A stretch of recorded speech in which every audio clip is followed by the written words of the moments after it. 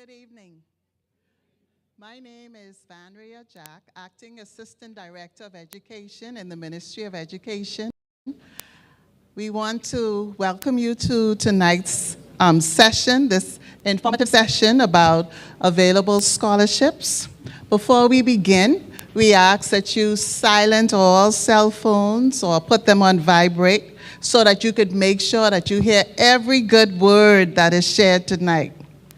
I also wish to advise that members of the audience physically present and those who are attending virtually will have an opportunity to ask questions in our final segment after the presentations tonight.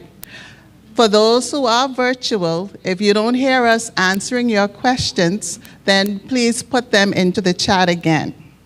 Judging by your presence tonight, you know that this is a very important session. In fact, the information you hear and hopefully act on can potentially change the course of your life. So please pay close attention to what our presenters have to say. The team has been working very hard to put this all together for you. Please give them a hand. I wish to acknowledge the presence of our Minister of State, the Honorable Zane Lightburn, our Permanent Secretary, Ms. Lorraine Ambrista, DPS, Shillian Burrows, Head of the Scholarship and Educational Loan Division, our Chair, Ms. Robin Dawn Langs. She's the Chair of the National Scholarship Advisory Committee. And I also would like to acknowledge members of that committee as well who are present today, and of course our parents and students who are in the audience. I am happy to call one of our members to open us up in a word of prayer, Bishop Michael Ferguson. Please stand. Good evening. Your heads are bowed and your eyes are closed in the presence of God. Almighty God, by your own power you created the heavens and the earth, the sea and all that are in them. How excellent is your name in all the earth. We give you thanks, eternal God, for your name alone is worthy to be praised. We praise you today, for it's in you we live, it's in you we move, and it's in you we have our very existence. We pray, eternal Father, that you will bless the members of the Scholarship Committee, the executive team of the Scholarship Division of the Ministry of Education, who have worked so hard in organizing this event. Lord, may we be reminded that our labor of love will not go in vain. Father, we pray today in particular for our students who will be the primary benefactors of this event tonight. Lord, I pray, eternal God, that they are reminded that your word declares, but seek ye first the kingdom of God and his righteousness, and all other things shall be added unto them. Lord, we bless them today in Jesus' name, and pray that as they begin a new journey educationally in their lives, Lord, I ask in the name of Jesus that you meet their financial needs according to your riches in glory. Father, bless us all, I pray, in the name of the Father, in the name of the Son, and in the name of the Holy Spirit. And let all God's people say, amen. Amen. Thank you. You may be seated. Okay, we now call on the Chair of the National Scholarship Advisory Committee, Ms. Robin Lines, to welcome you And after she is done, the program will flow smoothly with the presenters scheduled tonight.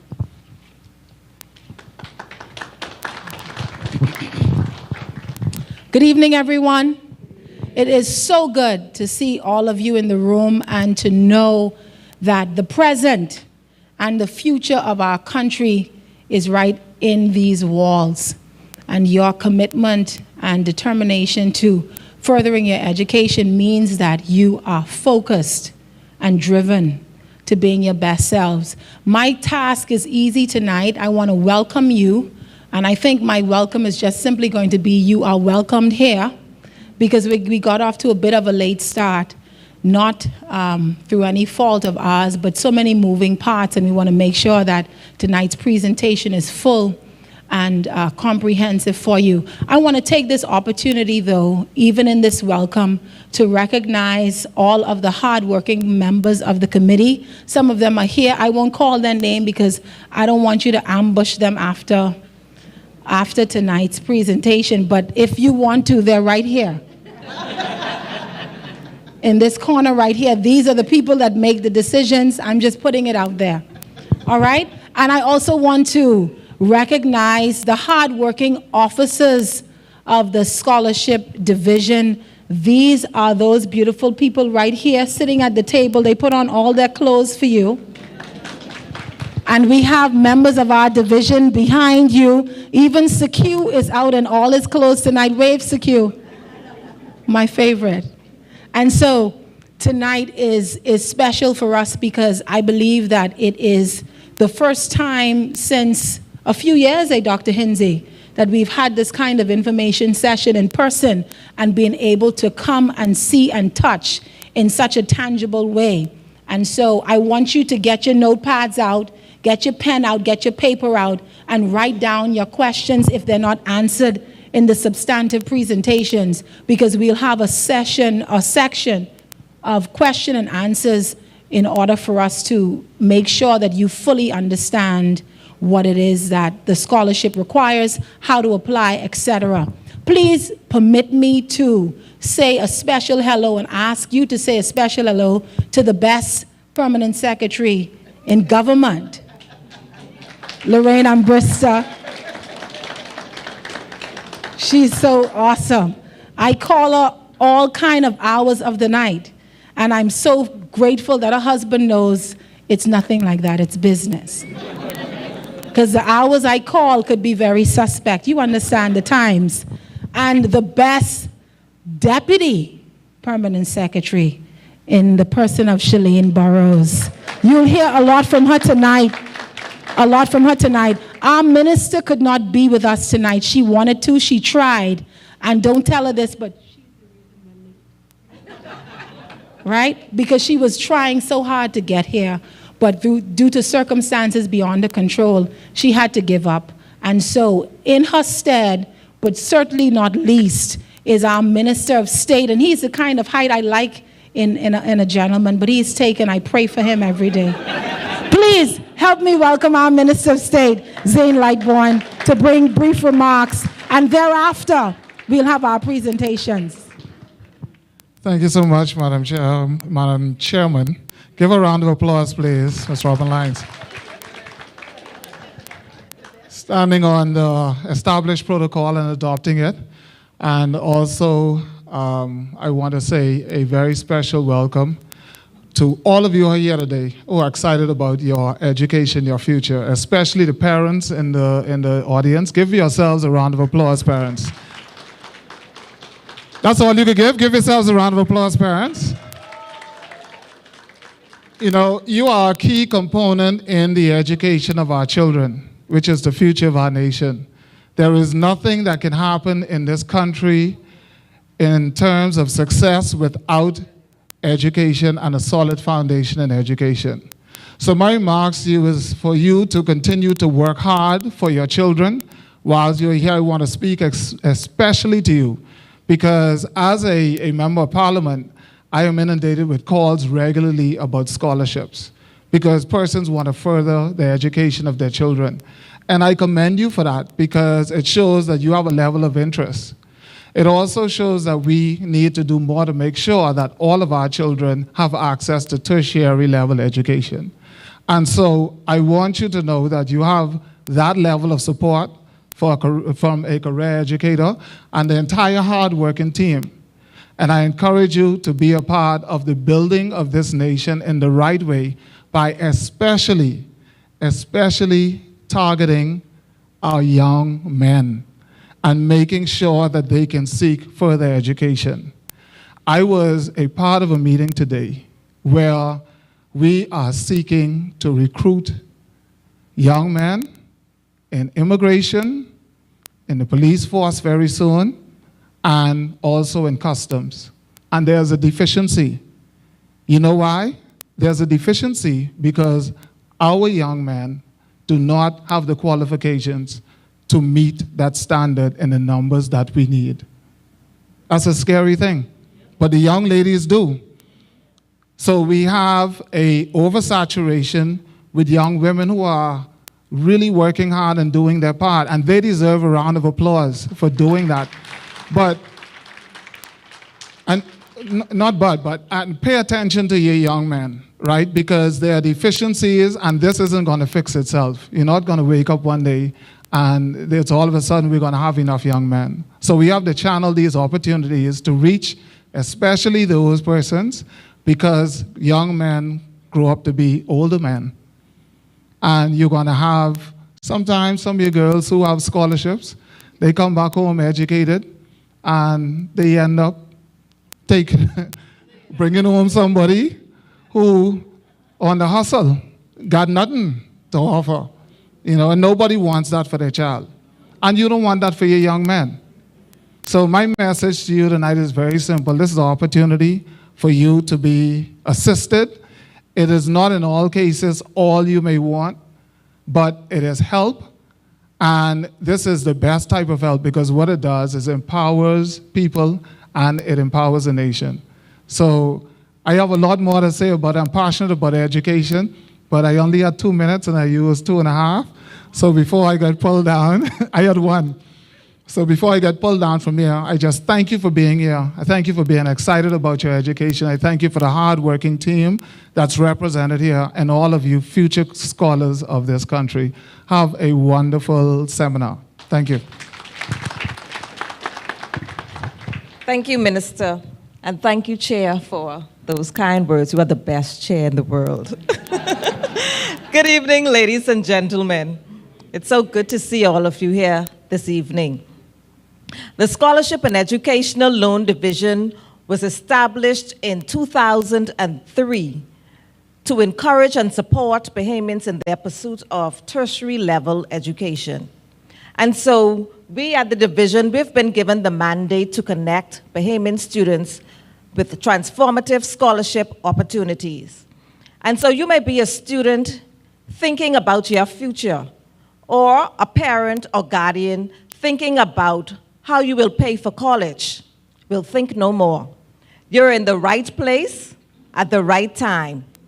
The Ministry of Education offers 10 scholarship opportunities. Let's look at them.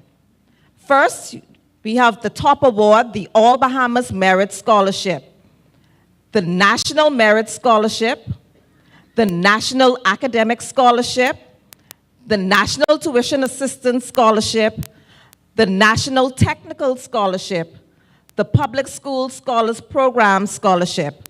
And within this scholarship, we have benefits for private, independent, and transfer-in students. The 7th scholarship is the Jurais Research Center Scholarship. The 8th scholarship is the Organization of American States, or OAS Scholarship. Our 9th scholarship, which is managed by the Ministry of Health and Wellness, but facilitated by the Ministry of Education Scholarship Division. So we pay the tuition fees for students at the University of the West Indies. And let me say that if you're thinking about going to the University of the West Indies and you get your acceptance letter, I want to encourage you to go on our scholarship portal and to register, because that is the only way that we would know that you are a Bahamian and pay for your tuition fees.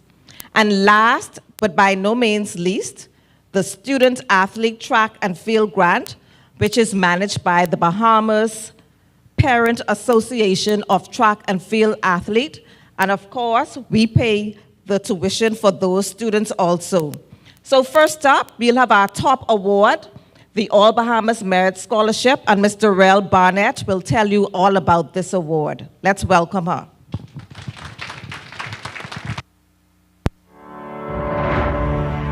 The All Bahamas Merit Scholarship, the most sought-after award in the Bahamian school system.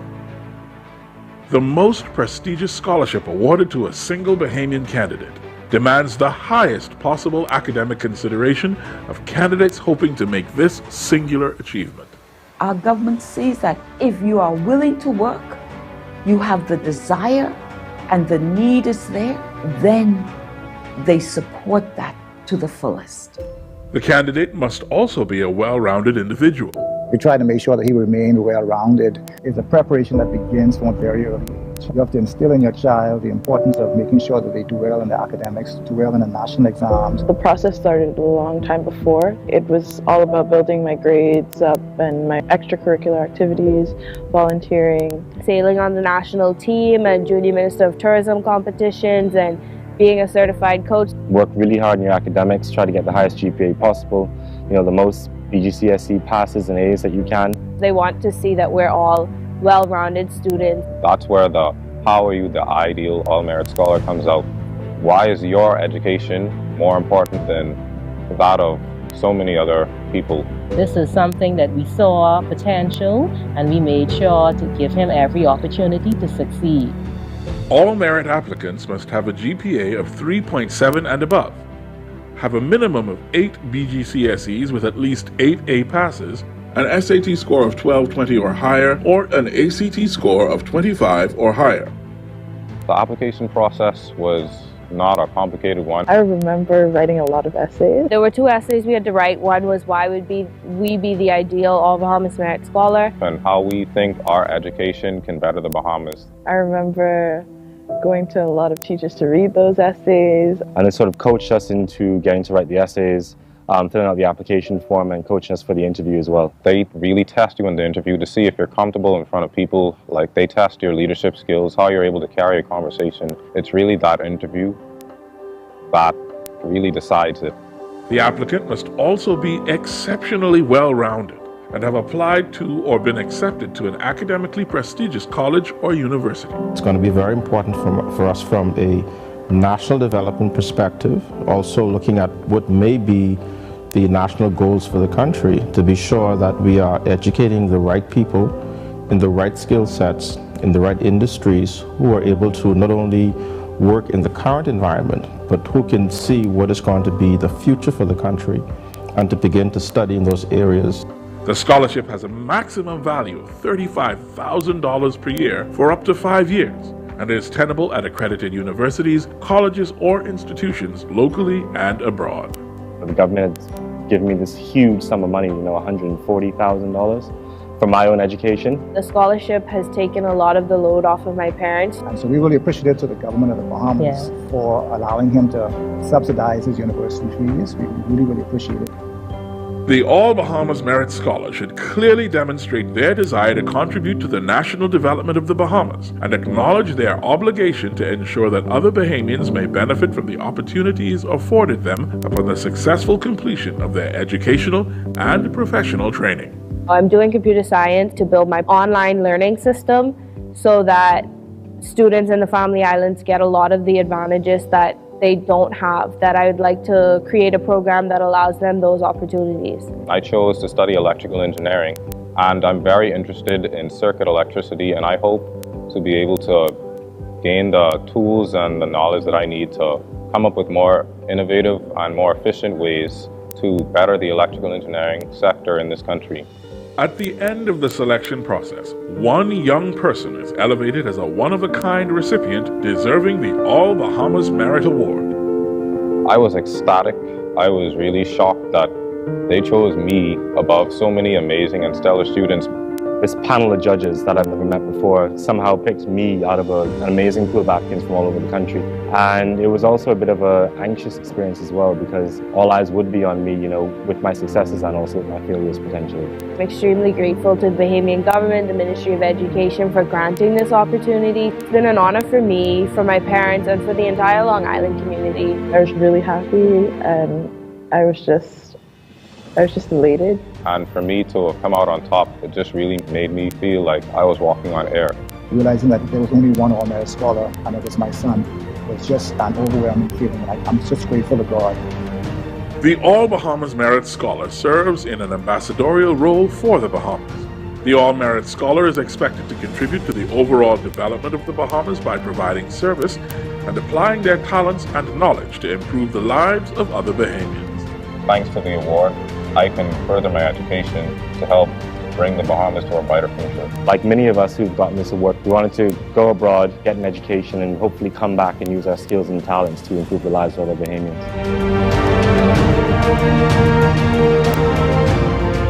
The most sought-after award in the Bahamian school system, the All Bahamas Merit Scholarship.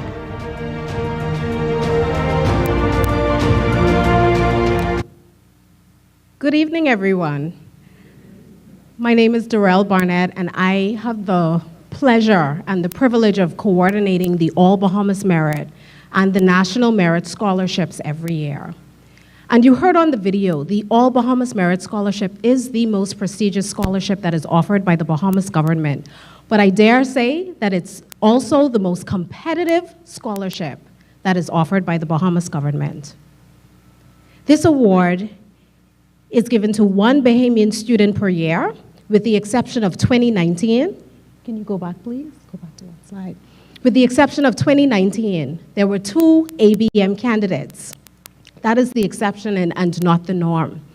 And here in this photo, you would see a recent ceremony that had taken place in January of this year. And this was hosted by our own minister, the Honorable Gladys Hannah Martin, and celebrating in this photo would be the 2021 and 2022 National Merit and ABM students. Next slide, please. All right, so let's just go through some of the criteria for the All Bahamas Merit Scholarship. For students to qualify for the ABM scholarship, they must be Bahamian citizens. And in fact, for all of our scholarships, students must be Bahamian citizens.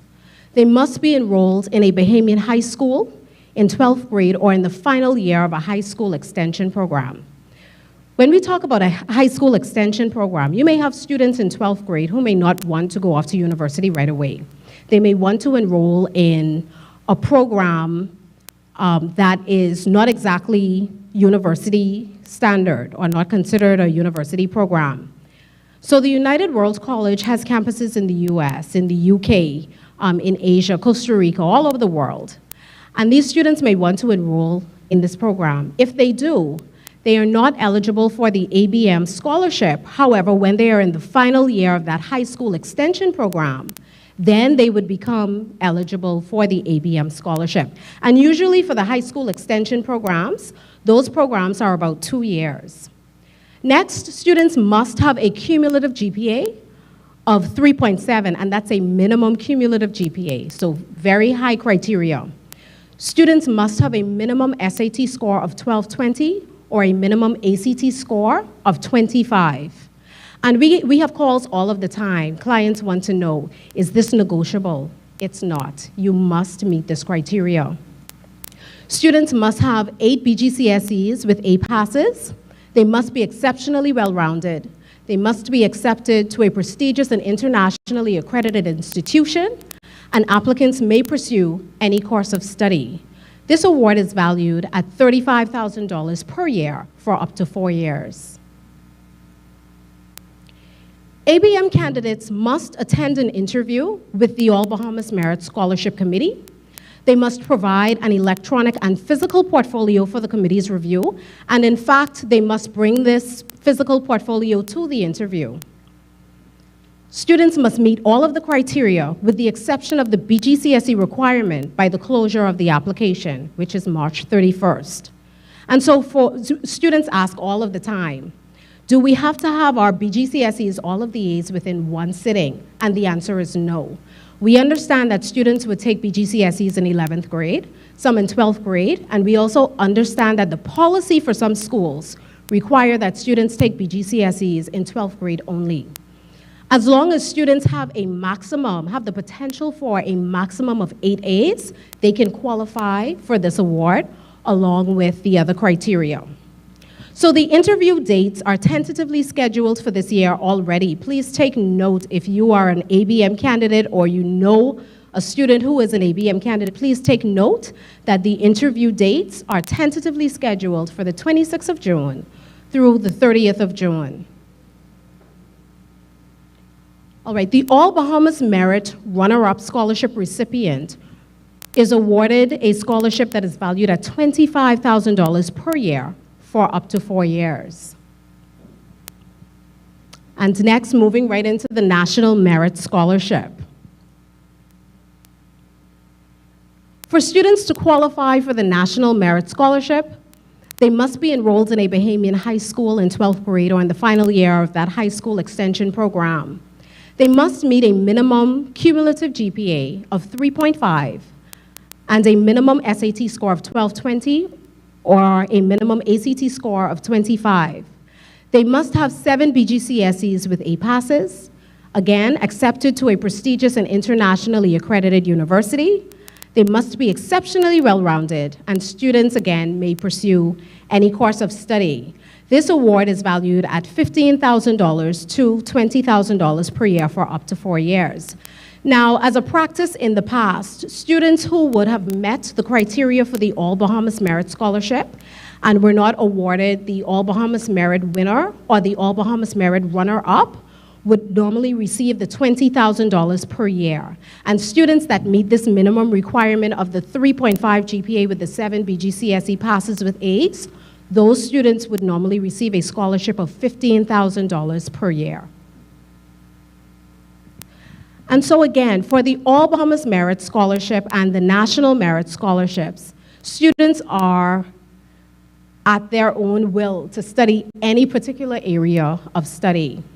However, for the scholarships that you will hear for the rest of the evening, students are subject to the national priority areas. And what does that mean? What are the national priority areas? So these are areas in our country that are identified by our government agencies, identified by non-governmental organizations, by our stakeholders, as areas that are experiencing employment gaps. And the way that the Ministry of Education and Technical and Vocational Training seeks to fill these employment gaps or assist in filling these employment gaps is by offering scholarships in these areas. And so the national priority areas are categorized into 2 areas, the academic areas and the technical areas. So for the academic areas, we have about 11 subsections we'll go through very quickly.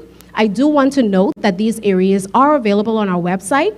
If you go on over to scholarshipsbahamas.com, scroll all the way to the bottom, there's a tab that says National Priority Areas. Just click that link and you will have access to all of these areas. Just before we get started, I do want to note that the National Priority Areas were recently revised by our committee last year, 2022, November of 2022. And they are constantly being revised based on the needs of the country and the climate of the country. All right, so just getting started with aviation. And all of the areas in white are areas that already existed on the National Priority Area list. The areas in yellow are those areas that were recently added. So just starting with aviation, aviation studies. Aviation is known to be one of those areas globally where there are a shortage of persons studying this area. And so here it is on the list. Next, we have the subsection of social sciences and humanities. Recently added, you have history, heritage management, Afro-Caribbean studies, and communications. Next, we have engineering and construction. I do want to note, engineering and architecture are predominantly technical areas, But for the purposes of our scholarships, they are considered academic areas. And so applicants are required to have that 3.0 cumulative GPA. Next, we have the area of business studies. Please note that accounting, business administration, business management, they are only approved for local studies only. So applicants may study accounting, business administration, business management if they are studying at a local institution. Newly added to the area of business studies, you have taxation, economics, international business, supply chain management, procurement, and change management. Next, we have education.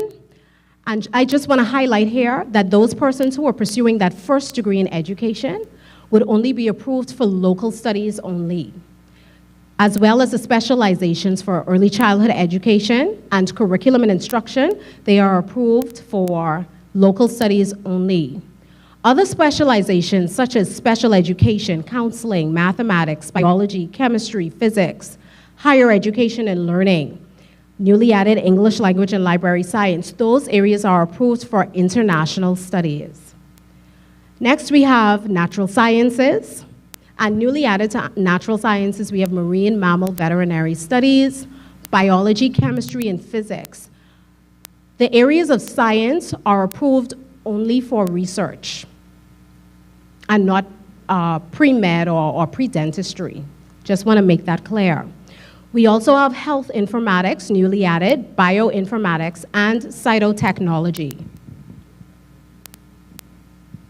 Tourism and hospitality. We have newly added to this area food service management or food systems, entertainment and recreation management, personal service management. For art, the area of art, we have newly added fashion design. For health and allied healthcare, we have newly added nursing specializations. Now again, just like education, if you are pursuing that first degree in nursing, you are approved for local institutions only. But if you're specializing in those areas, such as emergency room nursing, operating room, ICU, maternity, psychiatric, and so on, then those specializations are approved for international studies. We also have added to this area health education specialization and dietetics and nutrition. The area of technology, we have newly added software development, cloud engineering, app development, and coding. And I want to say with the area of technology, we have been seeing a lot of persons recently applying for this area, as well as a lot of females in STEM areas, and that is impressive to see. The area of cybersecurity has been growing. And let's think about it. With COVID-19, how many of you worked from home? I know we did. I know we did. And the more that you're on that virtual space, the more security we need. And so we've had a lot of applicants applying for that area. Next, an area of growth is land development and real estate. Land management, land surveying, and just naming a few of the areas, cartography, hydrography. We also have added to this area planning and development for urban and renewal areas, valuation surveying, and geographic information systems management. And this brings us to the technical side of our national priority areas list. Recently added to this list, we have mortuary studies, customer service specialization, print technology management, medical coding, insurance coding, automated teller machine technology. And I want to say that the areas of disaster recovery and management, when we say that the priority areas are constantly being revised. After Hurricane Dorian, the committee came together and decided that we need persons in these areas, these specializations, because there was a need in our country at the time. And so disaster recovery and management would have been added, as well as search and rescue. And so again, these areas are constantly being revised. And finally, we are down to the trades. Recently added to the trades subsection would be asphalt paving. Now, I do want to note that students may pursue a certification for a scholarship, and that certification must be a minimum of 6 months.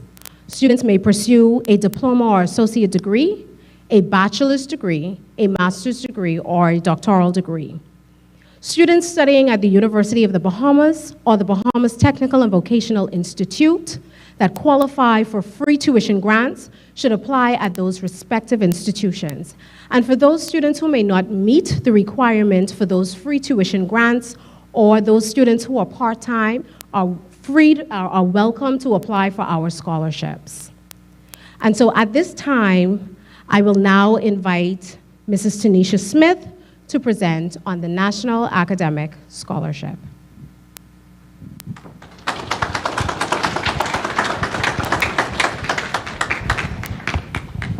Good night, everyone. I hope everybody is doing well. Okay, so the first thing we're going to talk about, I know Mrs. Barnett mentioned that all of our scholarships require you to be a Bahamian citizen. I just want to reinforce that. All of our scholarships require you to be a Bahamian citizen. Okay, so this scholarship is awarded to well-rounded individuals who have a minimum cumulative GPA of a 3.0. You must also have a minimum of 5 BGCSEs with A passes. And unlike the 2 previous scholarships that Mrs. Barnett spoke about, you do not need any SATs or ACTs to apply for this scholarship. But you must pursue a course of study that's listed on the National Priority Areas list. That's the academic and technical. It's on our website, but you can also find it in your booklet, the blue booklet that you have in your hand. They're also stated in the booklet. So the National Academic Scholarship has a maximum value of $10,000 and is renewable for up to 4 years. Pardon? Oh, sorry. So I know we mentioned a lot. You keep hearing you have to be well-rounded. My son is well-rounded. I was well-rounded. When we say well-rounded, we simply mean that you should be involved in various clubs and organizations. You should be involved in at least one sport. You should be involved in community outreach.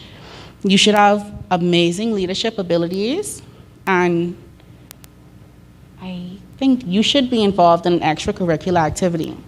So that is all the information that you would need for the National Academic Scholarship. My colleague, Mrs. Sonia Stahl, will now present on the National Tuition Assistance Scholarship and the National Technical Scholarship.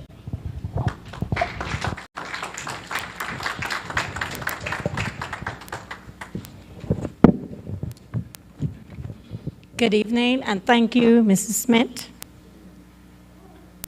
Moving right into our next award. Now, most of you might be familiar with the National Grant. Well, in 2018, the National Grant was revamped, reorganized, and renamed, and it's now called the National Tuition Assistance. Now, this is one of our most popular scholarships here at Scholarship Education Loan Division. And also, it means exactly what the name says. It's intended to be an assistant.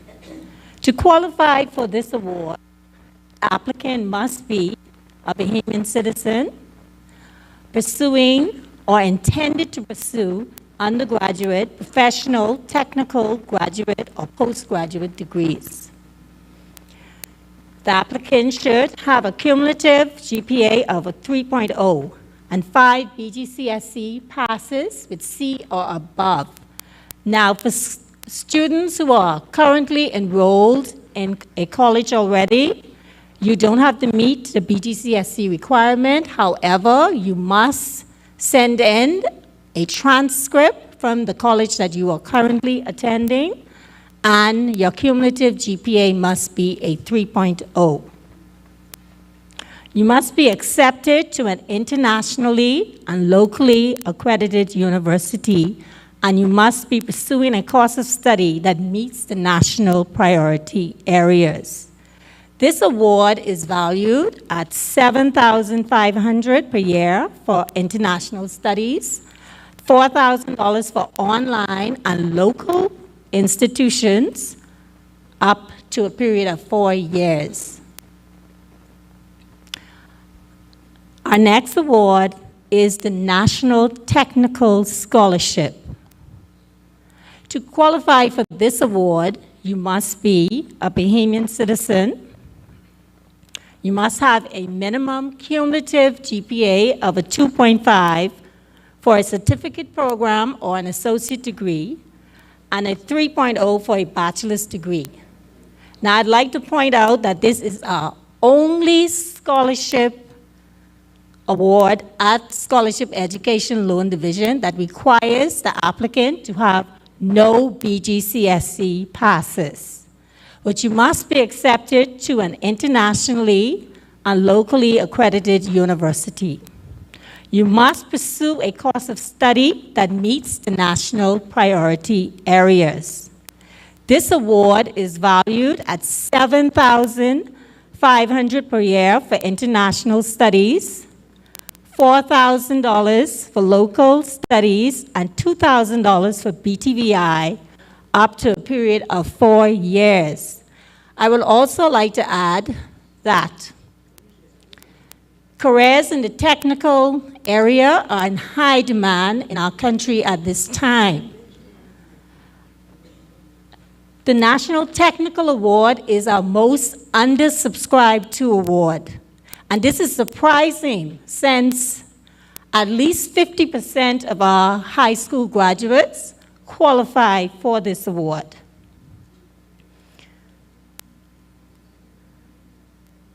For those persons who are technically inclined, I will admonish you to go to our national priority areas, have a look at those technical areas again. Perhaps you have already honed some technical skill.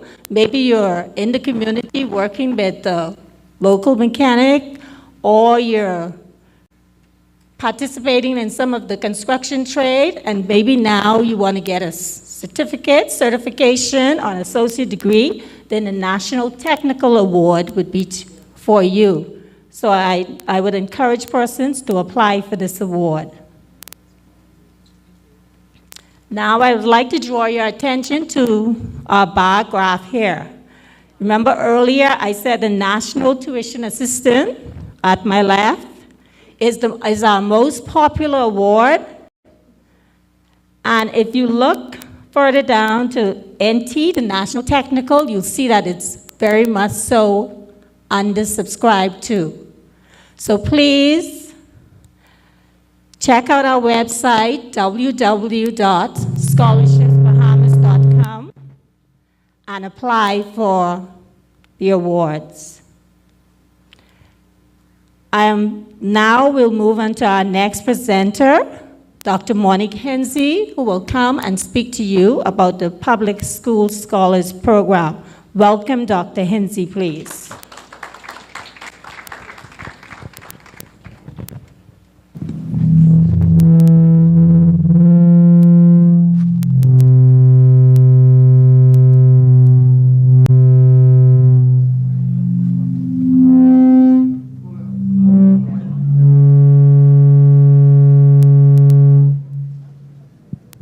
Good evening. And it's such a pleasure to be here tonight. The Public School Scholarship Program was instituted in 2014. And I remember when we started this program, a lot of people wanted to know why was there a program instituted just for public school students. Well, let me tell you why. We did a feasibility study in 2014. And what we found out was that less than 7% of the Ministry of Education scholarships were going to public school students. And so this award, or this program, was established in 2014 to promote college readiness, equity, and college access within the public school system. I want to draw your attention to this picture. This would have been the last time we had a public forum. This would have been pre-Dorian, pre-COVID. Out of this 2019 photograph, we have 85% of our students preparing to graduate this coming May. But the reason why I wanted to highlight these students was because this particular cohort experienced such great hardships. These students, so many of them are now orphans, and so many of them had to walk away from their college dreams, not because they didn't have the grades, but because of the economic hardship and the loss of family and guardianship.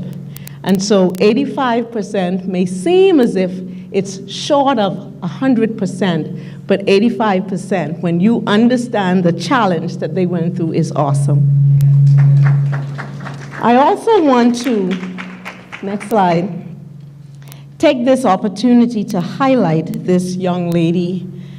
Ms. Shantanique Miller was highlighted in the Nassau Guardian in 2021 for her outstanding accomplishments. Shantanique is a student of a very, very humble background. She herself has shared stories of sleeping in an abandoned vehicle and eating out of the garbage. She graduated valedictorian of C.C. Sweeting and then went on to graduate valedictorian of Central State University.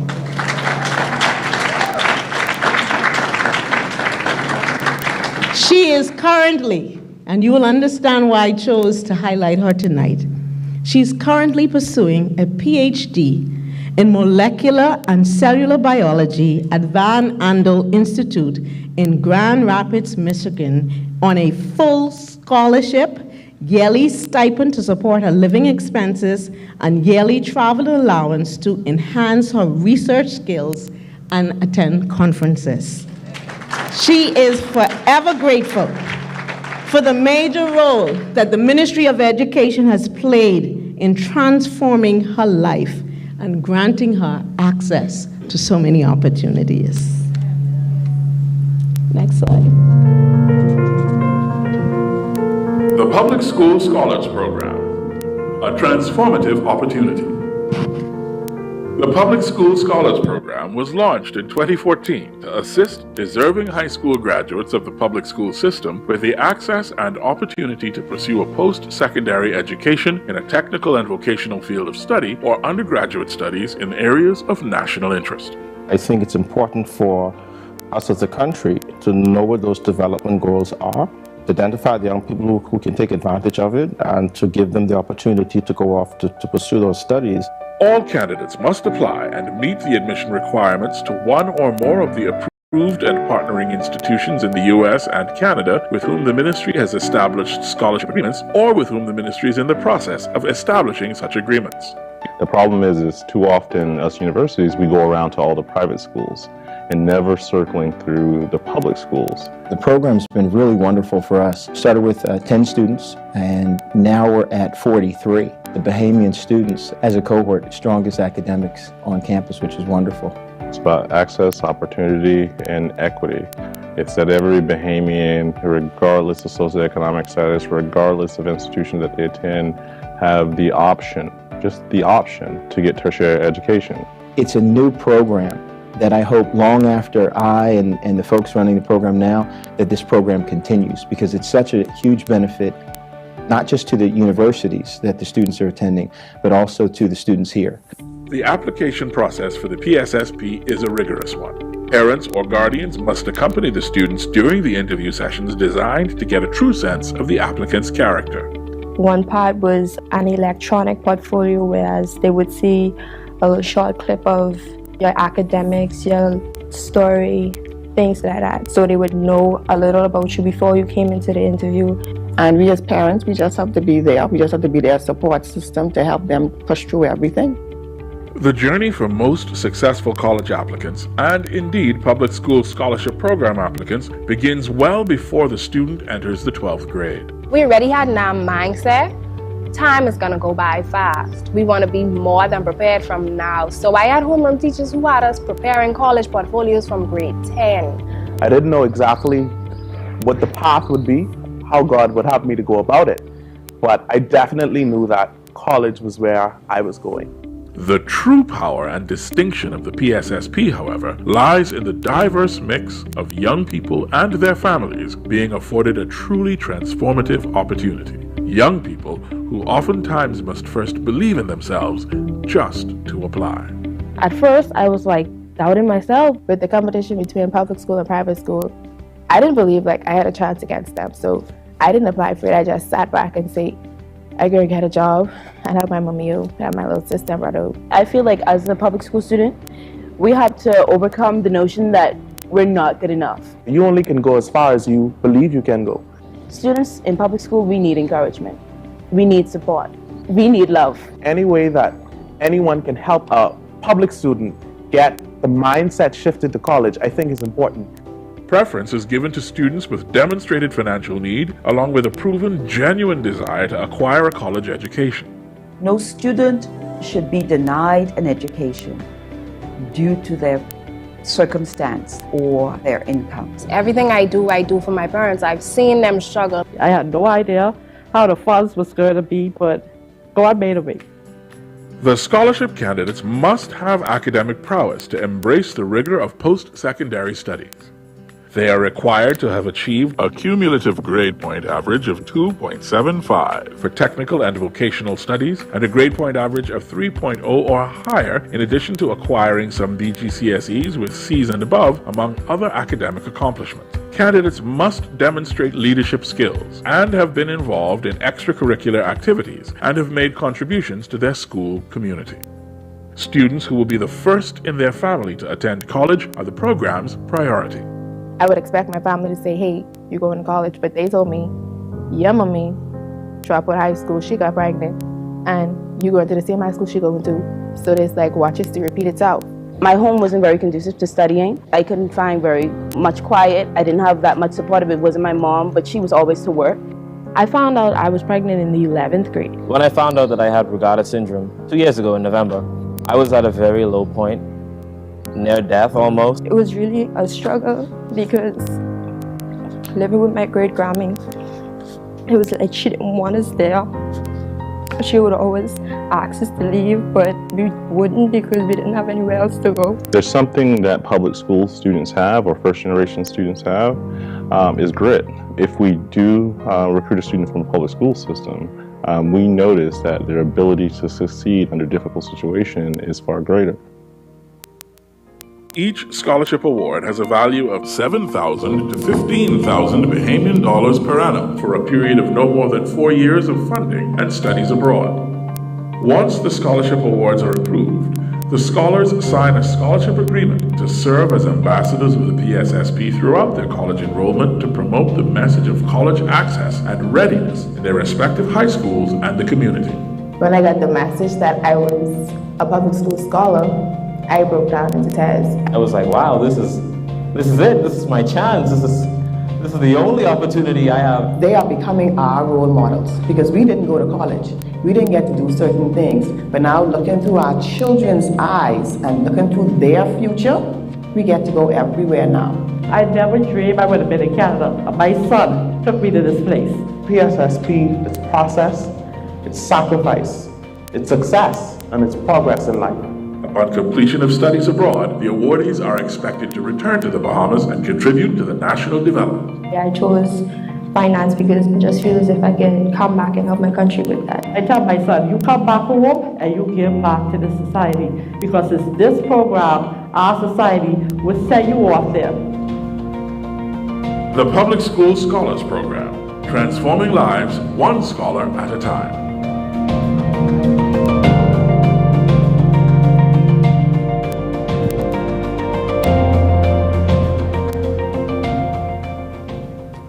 I just want to quickly go through, you can go to the next slide. I just want to quickly go through some of the criteria.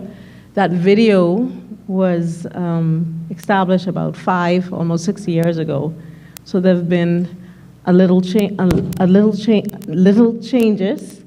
I want to highlight the fact that you must be enrolled in a public senior high school for a minimum of 1 year up until the time of graduation. You must also apply for and accept the PSSP award within the year in which you graduated from high school. That is very important. This is not an award that you could put in escrow to decide that you're gonna wait until 2 years, go to UB, or do a gap year and then embrace the PSSP award. You have to take the award in which the year that was issued. The minimum requirement is that Academic students must have a minimum GPA of a 3.0. Our technical students are required to have a GPA of a 2.5 GPA, a 2.50. Those students that are vying for the academic must have SAT score of 1,000 or ACT of at least 19. Next slide, please. Noted, all students, particularly the academic students, must have sat or preparing to sit a minimum of 5 BGCSEs and must pass math and English with a C or higher. Like the All Bahamas Merit Award, the Public School Scholarship Award requires that every single candidate, if we have 400 applicants, 400 of them are interviewed along with their parents. We also require that the students and their parents are able to financially commit to the balance of the expenses after the college and the ministry's contributions. The student is also responsible for going to our website and reviewing all of the outlined national priority areas. Only those students that are applying for a national priority area is going to be considered. The students must commit also to participating in an annual community service, and that community service must be done at their local high school or another public high school.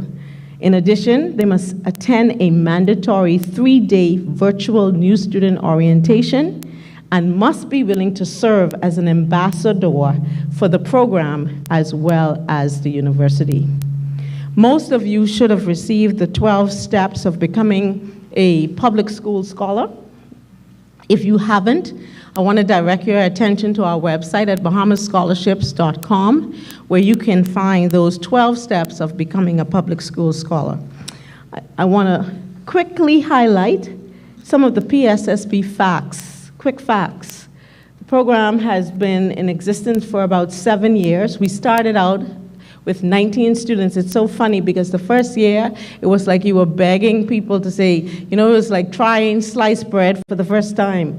By the second year, we had 58 students, and after the second year, the applications were just coming on. On average, we give 150 scholarships every single year. To date, we celebrate the success of 773 public school scholarship scholars, 480 females, and 293 males. I note what you said, Minister. Regarding the men, we do have a male crisis, but we have some outstanding men in this country. 50% of our students are coming from single-parent homes. 75% are first generation. 80% of this program has an 80% retention rate. What does that mean? We get them to college and we get them out of college with a degree. 80% of the students that pass through this program graduate with a degree. 70% are maintaining a GPA between 3.0 and a 4.0. And our scholarship range, again, the video was designed about 5 years ago. So we have had to up our awards. The award range from $10,000 to $15,000. 70% of the awards are garnered by New Providence and 30 by the Family Islands, and that's why now we are upping our Family Island initiative of going into the Family Islands and promoting our scholarship programs. To date, the Ministry of Education has given over $12 million in scholarships over the past 7 years, and collaboratively, alongside colleges and universities, the ministry and colleges and universities have given a total of about $30 million in scholarships. This is just a quick list of some of our university partners. For a more comprehensive list, you can visit our website, again, at scholarshipsbahamas.com. This work is ongoing, absolutely ongoing. Every single day, every other day, we are in deliberations and discussions and negotiations of establishing scholarship agreements for the Ministry of Education. And so right now, we are working on Memorandum of Understanding with Claflin University, College of Biblical Studies in Houston, Texas, Fisk University in Nashville, Tennessee, Jarvis Christian University, Ottawa University, and the University of Maryland, Eastern Shore in Princess Anne, Maryland. When we, you can go ahead to the next slide, last slide. Oh, no, one more slide after this. These are some important, go back. These are some very, very important dates that as public school scholars or public school candidates, you need to log on. I mean, these dates will be forthcoming to your guidance counselors, but as everyone knows, March 31st is our deadline. Our interviews begin on April 12th, sorry, and we run until June 2nd. Your final transcript must be submitted by May 19th. We are working this year to do our PSSB notifications by late June, and our proposed dates for our 3-day orientation is Wednesday, July 19th to Friday, July 21st. And then when we negotiate scholarships on behalf of the government of the Bahamas, it's not just for public school students, and I can't say this enough. When we negotiate for Bahamians. And so under that umbrella, there's the private, independent, and transfer, what we call PIT GOB agreements. And these are a list of colleges that we have established scholarship agreements for students coming out of the private schools, home schools, independent, transferring from local universities or colleges on to schools in the US and Canada. So it's important that you know whether you're in a public school, a private school, whether you're homeschool. As a Bahamian, there are many, many educational opportunities that have been designed especially for you. I'd now like to ask Ms. Aisha Davis, our scholarship officer, to come and take the baton. Thank you very much.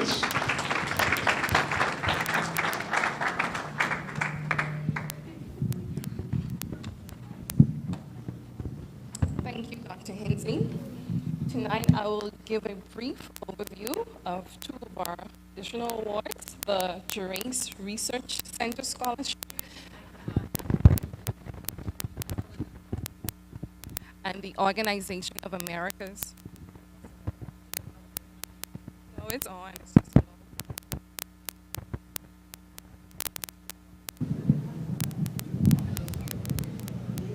Thank you. Okay, is this better?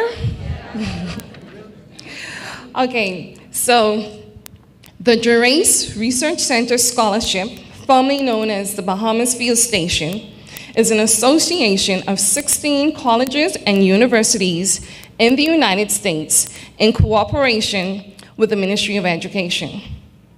This award is offered to Bahamian students pursuing undergraduate and graduate degrees.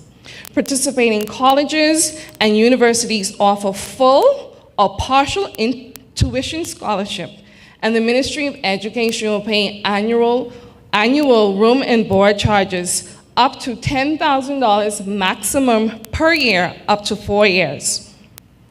To be eligible, students must be pursuing studies deemed national priority for further development of the country. Students must also be accepted to a participating college or university. Additionally, students are required to have a minimum cumulative grade point average of a 3 and a minimum of 5 BGCSE, CPAS, or above. Next slide.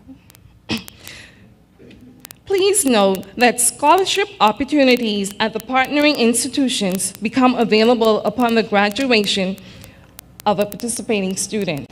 And if you take a look at the slide, you will see that at Cornell College, there is one available scholarship opportunity. At Florida Gulf Coast University, there's also one available scholarship university. And at Mississippi State University, there are presently no scholarship available opportunities. For more information on the Gerace Research Scholarship, you can visit our website, www.scholarshipsbahamas.com, and you will find the information. Next, the Organization of American States, or the OAS Government of the Bahamas Award, is currently available to Bahamian students, next slide, pursuing undergrad and graduate degrees at a participating partner institution. Please note, to be considered for this award, students must have a minimum cumulative grade point average of 3 points, a minimum, again, of 5 BGCSE with a C pass or above. Students are also required to apply and be accepted to an OAS partner institution and intend to pursue a course of study deemed an area of national priority, as well as meet the participating institution programs offering. Additionally, students must apply for the National Tuition Assistance Scholarship via our website, www.scholarshipsbahamas.com. Please note that this award is valued at $7,500 per annum for up to 4 years, and the OAS will award each recipient a one-time subsistence allowance of $1,000. Also, with each participating institution, the OAS has negotiated tuition waivers from 20% up to 100%. Therefore, through the OAS Gov agreement, students pursuing an undergraduate degree, just for example, next slide, at Florida National University, receive a 50% tuition reduction. Another illustration, students studying at Western University pursuing a PhD or master's degree receive a 100% tuition waiver. However, there is a catch. You have to benefit from these scholarships, you must pursue an area of national priority, and you must be attending one of the participating institutions. You must also apply and be accepted to an OAS partner institution. And you must pursue, of course, a study that meets the participating school's program offering. You must pursue, again, an area of national priority. You must also apply to the scholarship at oas.org before the deadline, which is the 15th of April of 2023 this year.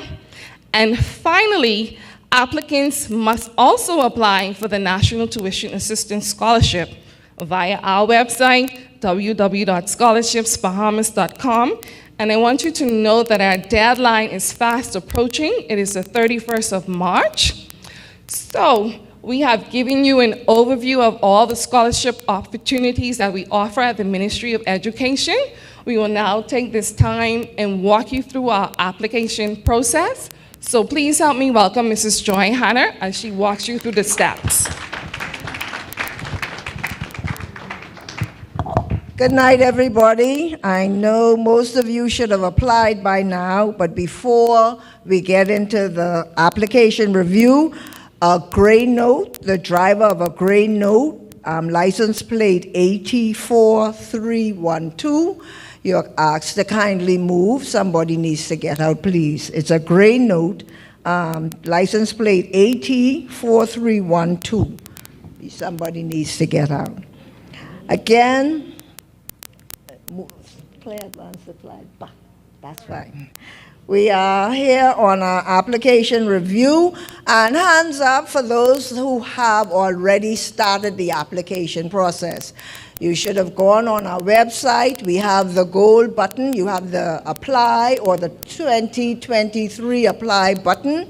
And you should, first of all, register. And after registration, you log in and begin your general application. To date, when we checked, we have over 1,000 applicants who have already registered and are in the process of completing their general application. And so, for those of you who haven't started yet, you need to ensure that, advance the slide please, that you have your scanned copies of your valid passport, a valid NIB smart card, your SAT scores, your BGCSE certificates if you have them, and note that we do realize those of you who have to take BGCSEs in the 12th grade, you will not have those, an unofficial transcript, the acceptance letter of the planned school that you're going to put on your application, and the schedule of fees for the planned school that you're showing the committee on your application. Again, we want to remind you that the deadline is March 31st. And so if you start at 11 p.m. on March 31st, chances are you will not be in submitted mode by 12 midnight, okay? And so we encourage you to please submit before the deadline. At this time, we want to remind you that our live chat is there to help you should you run into any problems. And so we're going to give you an overview of the application now. Please be reminded that on our site, if you go to the Connect, you will see how to apply if you need to see this video that's going to be played now. Go forward, Claire. How to apply for a scholarship on the Ministry of Education Scholarships and Educational... Can you hear in the back? Log on to scholarshipsbahamas.com. Search to find which scholarship you qualify for.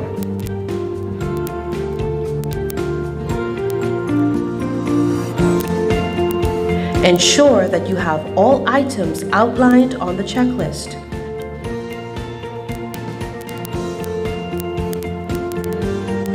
Click on Apply or 2023 Apply. This will take you to the scholarships portal. Click the Register button and create a profile by filling in the relevant information.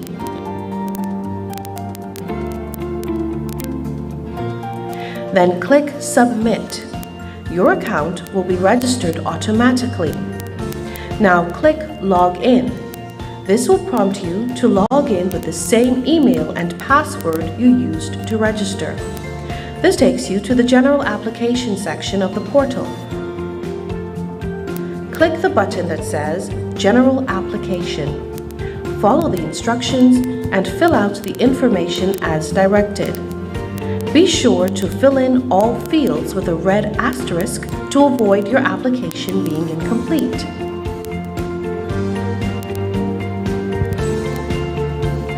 Throughout the process, you will be prompted to upload relevant documents in PNG, JPEG, or PDF formats.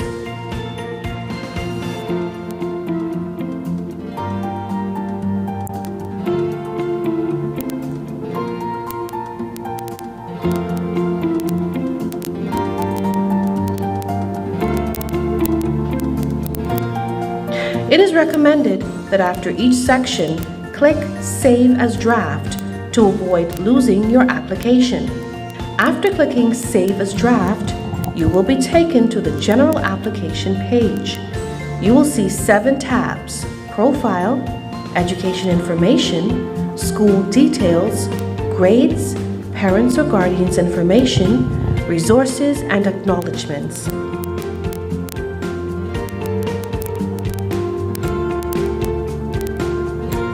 Once all of the tabs are checked with a green tick, this indicates that each section is complete. The acknowledgement page verifies that the information in your application is true. Please note that false information will disqualify you from being considered for the scholarship. Typing your name in the signature fields automatically generates your digital signature. Click Submit as Final to submit your general application after double-checking that you have not missed any information or steps. Then click on My Dashboard at the top right. This will take you to My Programs. Here, a list of all scholarships which meet your eligibility will be displayed. Click Apply Now. This brings you to the end of your scholarship application. Please note that although the deadline for submission of scholarship applications is March 31st, 2023, it is highly recommended that applicants complete the process by March 30th to avoid unforeseen challenges.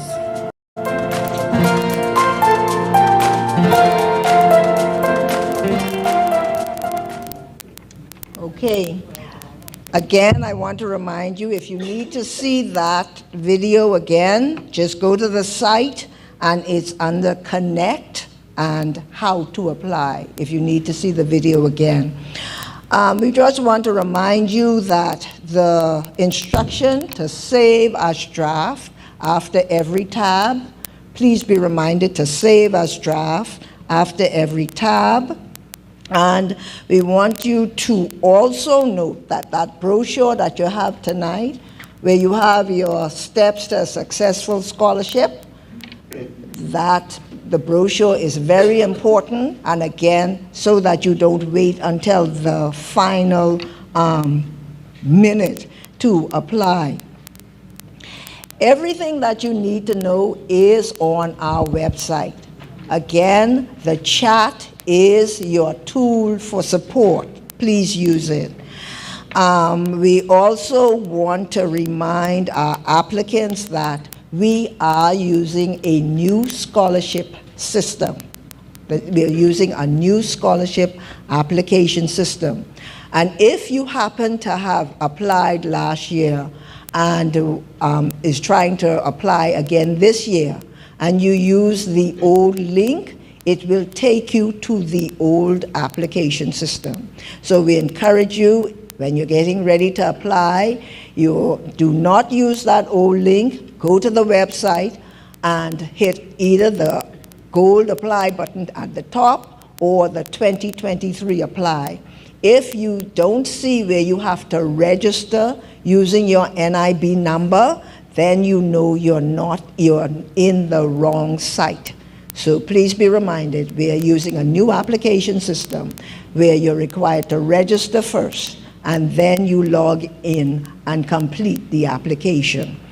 At this time, we're going to look at our roadmaps. Again, it's just reminding you so that you can have the information needed so that you can be a successful applicant by March 31st.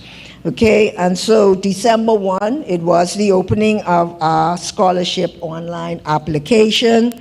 By March 31st, we have our application closes, that's the deadline. And up until March 15th this year will be our public relations exercises. You've noticed, we've hinted that we will be doing something for the Family Islands, and we're on the road to Grand Bahama. You're going to be seeing a lot more of us up until March 15th. Again, we want to note about our April through the first week of June, our public school scholars, their applicants, they'll be having their interviews after June 1st. The official transcript for the currently in college and those not in high school, your official transcript is needed. When you apply, you upload the transcript to the system. Even if you had to pay to get that from your school to upload, it is considered an unofficial transcript. And so at the deadline or by June, you would have needed to go to your institution and have them either directly email the transcript or to have it couriered to us. Okay, so in order for it to be an official transcript, you cannot, as the applicant, be handling that document. By June 26th or through the June 30th are all Bahamas merit applicants. They will be interviewed, and by July 1st, all of the official transcripts for our high school graduates need to have been received by our division. Okay, so that's the roadmap for 2023. And again, we just want everybody who wants to be considered by the committee, you need to be in submitted mode with your official transcripts in the office in order to be reviewed. At this time, we're gonna ask for questions and answers. We have our communication. You can contact us, our email. We are on Facebook, and our live chat can be utilized. So at this time, we're gonna encourage questions from our audience, and we're also gonna hear if any of those persons who are streaming, if they have any questions. Minister. Good evening, Minister. How are you? All right, our minister is with us, the Honorable Glennis Hannah Martin, and she's ready? Okay, and we'll hear from our minister at this time.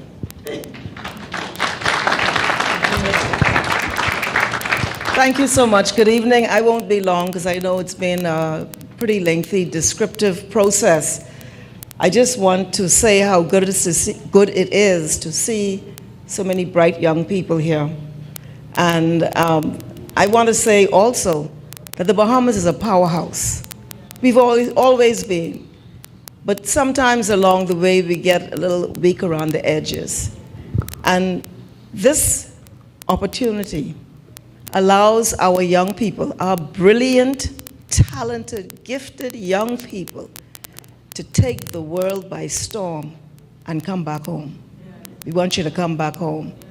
So I and what we want to do, we've been in office about a year and some couple of months. We want to see how we can increase access to scholarships, because now, it only can take, the capacity is only so much. That's just the reality of it. But we want to be able to facilitate as many young people who qualify, who are ready, willing, and able to be able to access scholarships and to further their education, to build capacity, and to do what they can to change the world, which I know they can do. So that work is underway. But this is the current regime, and I want to encourage, the one thing I want to say is, because I hear from a lot of people about scholarships, please do not wait to the last minute. It's the one thing I keep hearing, I didn't know this, that, and the next thing. Please ensure you do it in a very timely fashion. The other thing is the transcript. A lot of people say that I uploaded my transcript, but then I'm hearing it has to be an official transcript, correct? And then you're disqualified. You think you've done it and you are disqualified. So it's very important to carefully see this step by step by step. If you need help, reach out. The Scholarships Division is there to help you through the process, and there's a live chat is there, as you've heard. But I just want to say to the young people who are here, I believe that you're really going to be recipients, I hope and pray, and I believe that you'll do extremely well. And I want to encourage you to build your confidence. And we must resist mediocrity in this country. We must resist it. We're too wonderful a people to waste opportunity and talent in that way. So again, I thank you. I apologize for my lateness. It's a long story. But I'm glad to be here. And thank you to the parents who are here in support of their children, because that combination, that combo, hi Cheryl, that combo is what makes the big difference. So again, thank you. We are with you. We want you to get there. We want you to do well. We want to feel the pride of your success. It's not just your parents who are feeling it. We all feel it, that young lady, Miss Miller, doing a PhD in whatever that was. Cellular, molecular, something. Be proud of her. Be proud of her. So again, thank you so much, and thank you. I wish all of you the best in this process. Thank you very much. Thank you, Minister. Now, the process for question and answer, you're going to just raise your hand, and we're going to look at in the inner aisle. We have the mic, so our officer will just give you a mic. Go ahead. Good night, everyone. Good night. I have two small questions. In terms of applying, once you have applied, would someone from in-house, like the student may not have submitted a document, or a document may not have been accepted, would someone from in-house contact the individual to inform them so as they don't think that they have applied and they are straight, and then at the end of the day, come April 1st, they realize that their documents are missing? My other question is, in terms of Bahamian students with dual citizenship, are they eligible, or would that knock them out? Thank you. Okay, I'll answer this last question first. Yes, if you are a Bahamian citizen, you are eligible to apply. So the dual citizen does not matter. Now, we have had a lot of students who say that the documents weren't there. We do not, because of the application process where you're to upload all of the mandatory documents. It's a mandatory field. You cannot be in submitted mode if you did not upload your documents.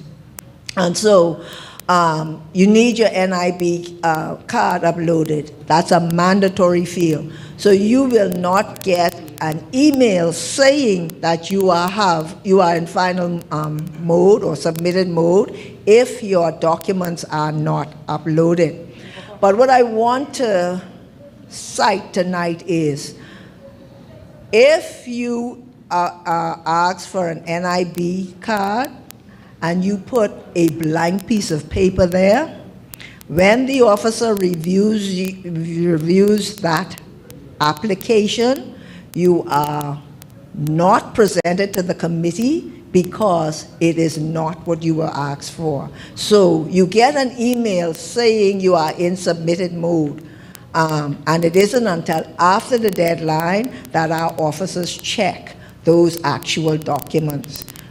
So if you knowingly upload something that should not be there, your application will not be presented to the committee. Okay? So when you say check, the mere fact that you get an email saying that you're in submitted mode suggests that you have uploaded everything that you need. Okay. Hi, good evening. Good evening. Hi. My question really boils down to one problem that I understand has hit a lot of students, and that is that the report card that came through at the end of December, and also, as far as my son was concerned, the report card that came through for June of last year, both of them are incorrect. Both of them ended up with 0 on certain results, when in fact at one stage he got 100% on one thing, yet they've come out at 0. The school has unfortunately informed us that there's very little they can do about it. They keep putting the word through, but it doesn't get changed. They're looking to potentially change the transcript themselves, which you've just said negates it. So we're in a really bad situation to be able to assure that they get that 3.0 or higher because of errors that have occurred in the computer system.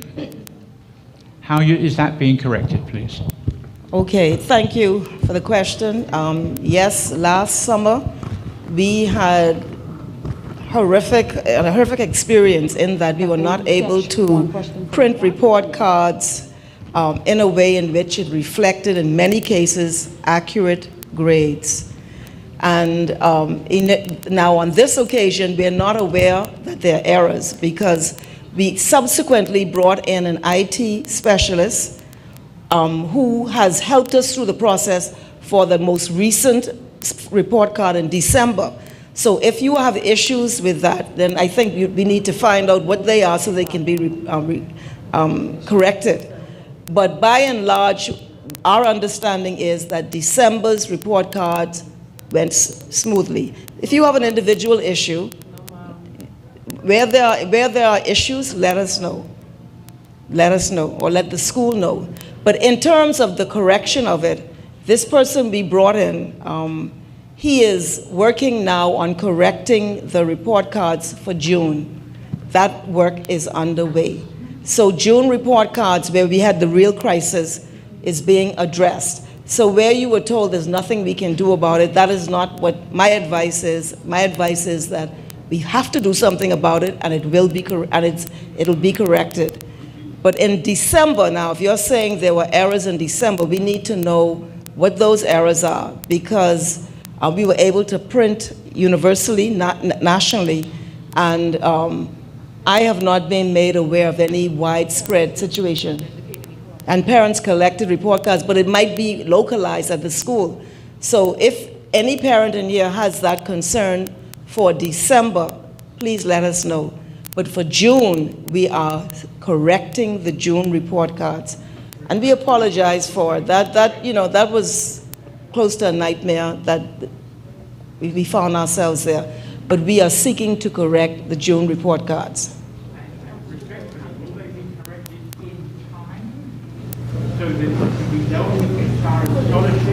You mean the March 31st deadline? No? July 1st is the date. Yes, we will, but let me put it this way.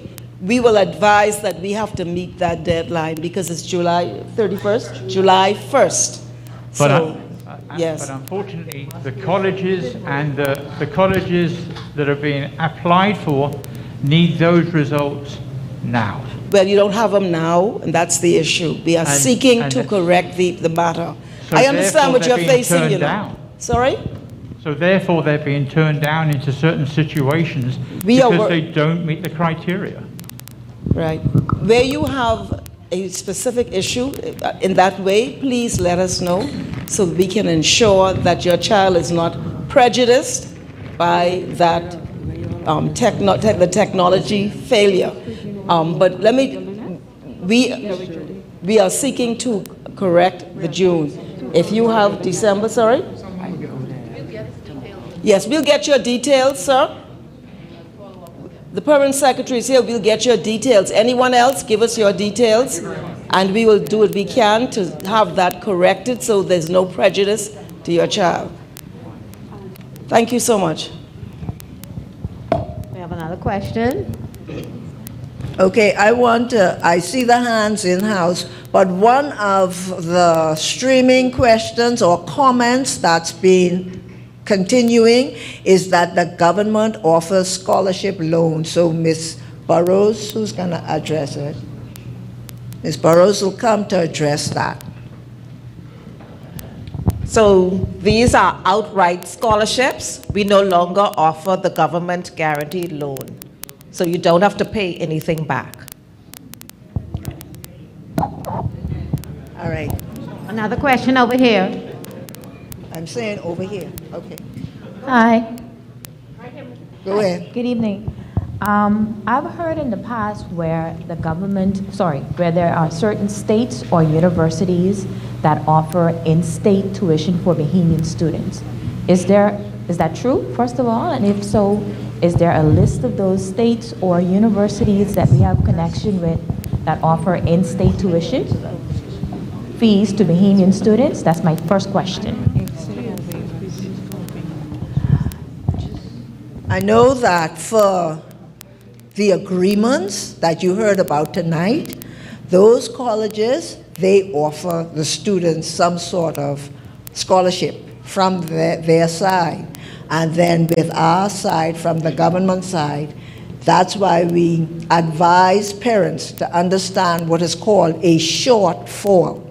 So if you are going to a school that has offered your student $10,000 and the government gives your student another $10,000, if the total cost is $40,000, then you know you have to come up with 20. And so we also want to stress tonight, parents and guardians, yes, your child got an award from that school, but if the school cost leaves you a shortfall of $30,000, you need to tell your booby, your little child, your child, that's not the school we're going to. Find someone, find a school that has a smaller shortfall. So you're interested, especially if you're anybody, even those of you who aren't going to get the PSSP awards, you need to know what your shortfall is and just educate your student that, hey, be fair to me, let me help you go to college. You cannot go to one that has a shortfall of $50,000 a year, okay? So yes, there are schools, they will, like you say, if you go on our website, you see the schools that we have the agreements with. It's up to you and your student to research what your shortfall will be if they get the scholarship from that school. Okay, and my final question. I don't know if the student is allowed to apply for more than one scholarship at a time. The reason why I'm asking is I see certain criterias are where you have to have 5 A's in BGCSEs. So what if my child doesn't apply for that particular scholarship, but she gets her 5 BGCSEs? Would she automatically get that scholarship, or she would have had to apply? Because you don't know. You use the word tonight that we try and remind every applicant. No scholarship is guaranteed. Agreed. Okay? But no, what the new system does now is based on your answers in the general application, it gives you the scholarships that you qualify for. Now, if you have a 12th grader who's just taking their BGCSEs, let's say they indicate that they're doing 6, the system sees that as a possible 6. Okay. So if they need the 5, it sees that as you know, the child has a possibility of having 6, even 6 A's. So that child will see the academic come up for them. But upon the results, then we would know if they qualify for the academic scholarship. Okay. Okay? Thank you. Good evening. So my question is, if you are awarded a scholarship, is it mandatory that you go to the school in the fall, or can you go in the spring? And I'm asking this because I'm currently enrolled in the University of the Bahamas, and my last semester would be this year fall, so I wouldn't be able to go off until next year, January, spring semester. If you're successful with a scholarship, you're allowed to defer for 1 semester. 1 semester. So if we only give results during August, but if you cannot go for the fall, you're allowed to go during the spring. 1 semester. Okay, thank you. Go ahead. I see that hand going back up. Ms. Smith? Okay, go ahead. Good evening. I have 2 questions. Apparently the NIB has an expiration date on it. So we need to renew that before we upload, correct? Yes. If you see that you're not going to get it in time, NIB gives you a letter to say that you've applied. Okay? Or what do we have any? We will use the expired one that you upload, but if you qualify for the scholarship, so that all our I's can be dotted and T's crossed, we will ask you to bring in the current NIB. And if the renewed one isn't ready, then the letter submission would be sufficient. Okay, another thing, the University of the Bahamas has the Parchment website to send the official transcript. Where should they send that to? MOE Scholarships. The Gmail? The Gmail account. Okay. Yeah. Thank you. Go ahead, Miss Red Pink Sweater. Get your question in. I think the gentleman over there, but give it to Good evening, everyone. My question has been answered, so thank you very much. But I just want to say thank you to the panel and to the Ministry of Education and the officials for such an informative, informational session this evening. Thank you. There's a gentleman over there. Miss Smith? Right over there. Go ahead, sir. Who needed the question asked? All right, thank you. After applying, like you said, there are scholarships that are provided or links to scholarships that meet the criteria that you would have applied for. I wanted to ask, in our case, my son's case, there are 2 links that were provided. Is it possible for him to apply to both scholarships and be considered for both, or is it a consideration of one of those scholarships? The committee reviews both scholarships that he qualifies for. However, because the money is coming from the same pool, your son will only receive 1, because you won't have 2 coming out of the Ministry of Education scholarship pool. All right, in that case, would it be advantageous then to apply for, let's say, the greater of the 2? No, the system now gives, based on his general application answers, both of them will pop up. And I recommend that he complete whatever comes to apply for now, to apply to, because like I said, the committee sits and looks at him. Let's say he did twice, he got 2 opportunities to apply for. The committee looks at, he has the opportunity twice. So let him complete both, okay? Okay, excellent. But know that they only get 1. And he will not be disadvantaged, okay? Yes, thank you. Good night. Good night. As it relates to your acceptance letter requirements, what would you accept as an acceptance letter? Because, for instance, if I receive an email saying that I would have been accepted, would I be able to use that? Yes, you will. Okay. Any? Good evening. There's one. Ms. Dames, go ahead. Good evening. Just want to confirm that pre-vet studies is not eligible for any of these scholarships? Ms. Burrows, can you please come and explain more of the medicine criteria for the... Okay, for those persons, if you were listening from the beginning, the only 2 scholarships that you can pursue any major or any program of study for is the All Bahamas Merit or the National Merit Scholarship. Everything else, you must be pursuing a course of study that meets with the national development goals. And so if you're studying any program in medicine, we expect for you to go, 1, to the University of the Bahamas, where you can do your biochem degree, and then thereafter transfer to the University of the West Indies, or go directly to the University of the West Indies, where you can do your biochem, and in your first year, you can apply for the MBBS, which is the Bachelor of Medicine, Bachelor of Surgery. Now, for those UWI applicants, please, please, please, please, please, can I say please 100 times? Yeah. If you are going to the University of the West Indies, I want to admonish you, you must go on our scholarship website and complete the registration form. That is the only way that we will know that you are a Bahamian and pay for your tuition. Is it clear? So there are some areas that are self-funded and government-funded. So if you're pursuing a program that is self-funded, you can apply for one of our scholarships. And more than likely, you will be eligible for the National Tuition Assistance.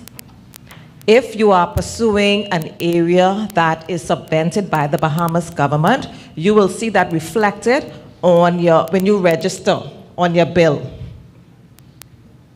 Okay? Thank you. Good evening. Good what evening, a Ms. joy and a delight to be in the audience and not a panelist. Yes, Ms. Carey. I have two questions, and one is this. We are speaking about our traditional students at this time, but before you began, I was asked a question. Is there an age limit for our awards? Where's Chair? Yes, there is an age limit, and it's 50. However, if you are a teacher or a nurse, you can pursue any specialized area, and you can apply up to 55 years old. That was for the benefit of the audience. Okay, and the second concern I do have is this. I do know the criteria, 5 BGCSEs, et cetera, et cetera, et cetera. However, we've had a challenge, and there are a number of qualified students, and I want to say parenthesis qualified, who found themselves taking their BGCSEs in the 11th grade and was limited to the number. Now, I know other students went on and did further. And if those students have 4 BGCSEs but may have gone on to tertiary level and have a 3-point or greater, do they qualify for the award? If you are currently pursuing tertiary education, you do not need the BGCSEs. I just needed that to be clear. Yes, ma'am.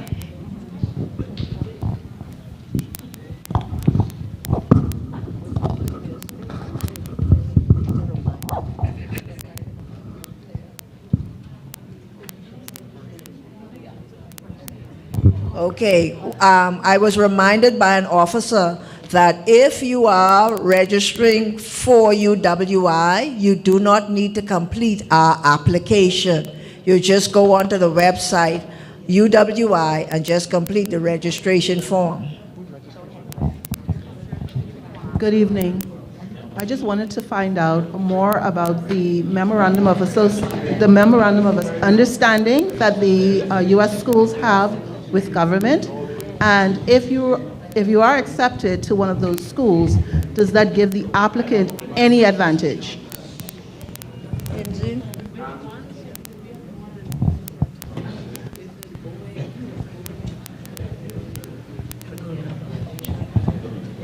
Okay, so the Bahamas government has agreements, believe it or not, with over 50-something universities. So it depends on the scholarship that you are applying for. If you're applying for a PSSP as a public school student, the student's name will be forwarded to Dr. Hinsey. If it's a private school student, that student's name will be forwarded to me. Okay? And they give their names in order of priority. And so each agreement has a maximum number of students that can go to that university. You have an advantage, but there's a number, there's a quota, okay? And like I said, it depends on the university, on the scholarship that you're applying for.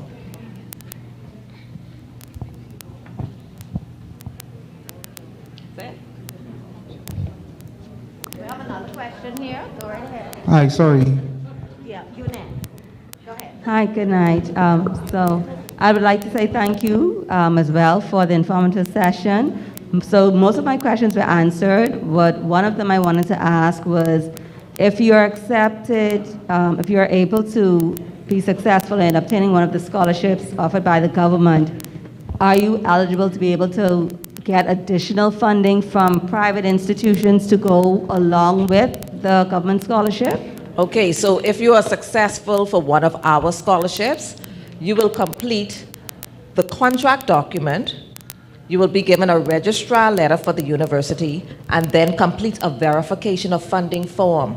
When you complete that verification of funding form, there's an area that asks if you have additional scholarships. And we all know that university is very expensive. And so you may get a full tuition scholarship from a university, and you may only need room and board. And so the committee will consider that, okay? So you can get the Bahamas government, and you can get Life at Key scholarship or any other scholarship award. Pleasant evening. I'd like to piggyback on the question in regards to the schedule of fees. On the general application online, it's very detailed, asking for room and board, tuition, and so forth. However, many institutions don't give out that detailed information unless it's in a tuition letter. And we need, for some institutions, we need an acceptance first before we get that. However, on their websites, they do have a document that gives you a general broad overview of what your expenses may be, but they indicate that it's subject to change. Yeah, we accept that though. We know that, so we accept that. So you just take a picture or upload a PDF of that. And then once we have our acceptance and tuition letter, we can go through the same process of emailing it to the scholarship email showing the full extent of our studies? No, we'll just take what you've given us on the application, and if you're successful, everything else is outlined in like your I-20. Okay. So once you give us something showing the cost of that university, that's acceptable. Okay, thank you. All right. The gentleman way in the back, whose hands was up all that time. You first, and then you second, sir.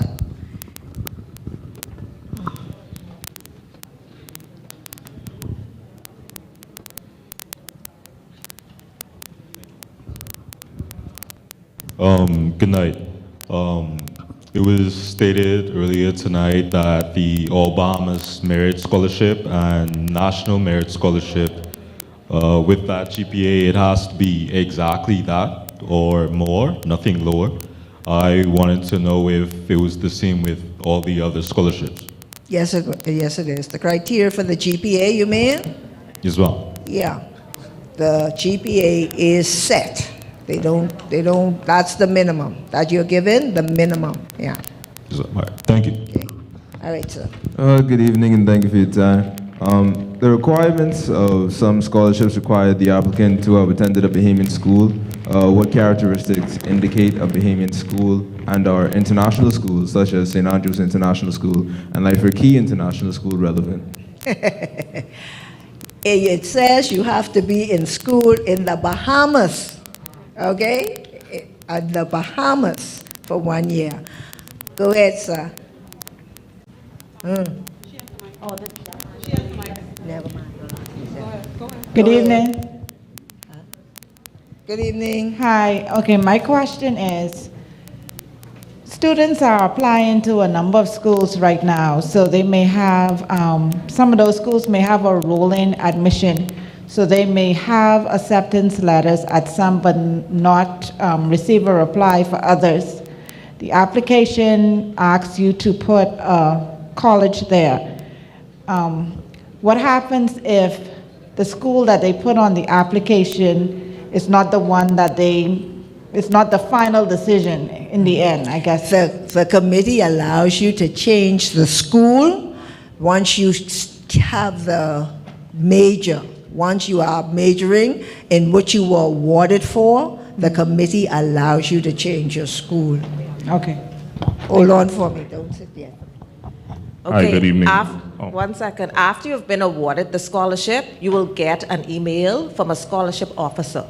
So you have to confirm the school that you will be attending, your program of study or your major, your anticipated graduation date. And so you will have an opportunity to let us know which school you'll be attending. Okay. Okay. Thank you. Hi, good evening. I wanted to know if an applicant was a recipient of a scholarship in the past for like undergraduate studies, and they've completed those studies and they're applying for a postgraduate opportunity, are they eligible to apply for postgraduate scholarships through the Ministry of Education? We don't, we tell you that to apply, but one of the rules is that you should show 4 years of contribution before applying again. But we tell you to apply because based on your major, it might be necessary to afford you that opportunity. Okay, that's, Mrs. good Hannah, evening. I'm sorry, Mrs. Hannah, I would like to go back to the question about the international schools, the Bahamian schools, and just to note that we do not accept IGCSEs and IBs in the place of BGCSEs, and it's not the case only for the merit scholarships, but for all of our scholarships that have that BGCSE requirement. You must have the BGCSEs. Good evening. I want to piggyback on the question the young gentleman asked about Bahamian students attending high school abroad. Are they able to apply for scholarships that does all the scholarship require you to be graduating from a school in the Bahamas? Yes, if you are a high school graduate, you are required to at least, you aren't allowed to apply, you can apply, but the award is not given if you did not graduate from the Bahamas in that year.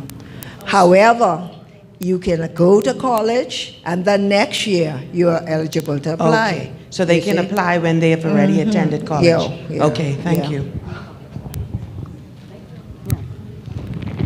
Hi, so my question goes to the areas I think where it was identified that you have to study locally, such as teaching and nursing, and there are some other areas.